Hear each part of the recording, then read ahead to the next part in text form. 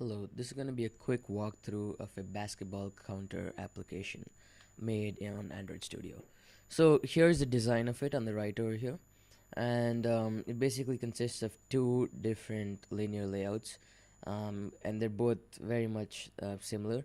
So the first one is for Team A. So there's two teams in basketball, obviously, so I've named them Team A and Team B.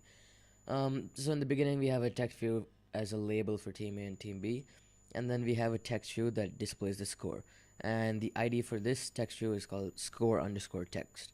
And this is for Team A, so it's this one over here. And following that, we have three different buttons. Their IDs are button underscore 1, button underscore 2, and button underscore 3. And they each add 1 point, 2 points, or 3 points respectively to the total, to the score of the team.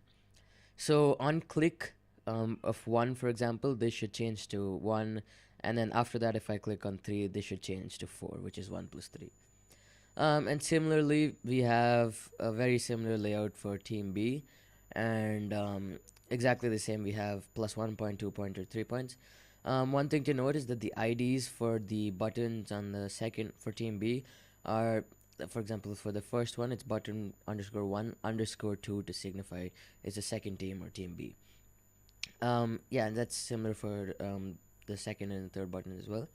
And finally, we have a reset button that resets the score back to 0 and allows you to repeat the process again if necessary. Okay, so now we'll get into the Java. So first we declare and initialize all of these text views and buttons over here and here. And then after that, we set on-click listeners for all of them. So we have three different methods: add 1 point, add 2 points, and add 3 points.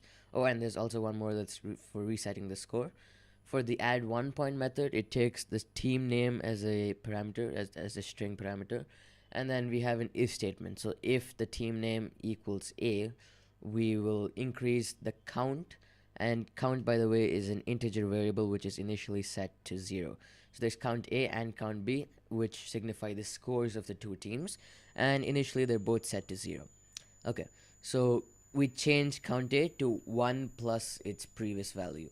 And then we update the value of the text view, which is score text. Score text is for the first is for team A, and score text 2 is for team B. And then we update the value of the text view to the updated count. And if it's not team A, it has to be team B. So we do the same thing for team B.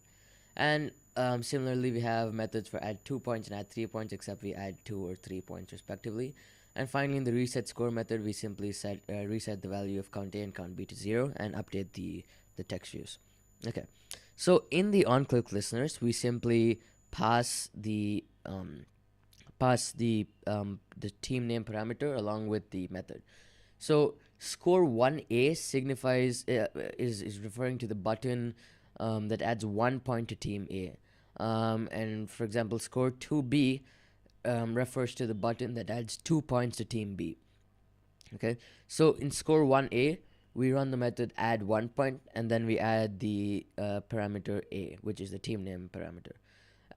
Similarly, in score 3B, for example, we run the add 3 points method and we pass the parameter B because it's adding it to team B. And for the reset button, we simply run reset score. So that was a quick walkthrough of the application. Thank you.